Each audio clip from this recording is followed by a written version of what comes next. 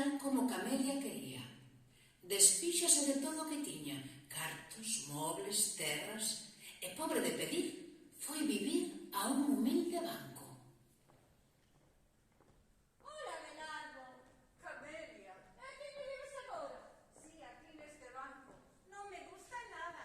Podes buscar outro banco máis preto. Está moi lonxe. Estaban todos ocupados. Non penses que o busquei así de lonxe por amolar? Ademais, que sitio horroroso. Gustaríame facer algúns arranxos. Cambiar aquela fonda de sitio, pintar outro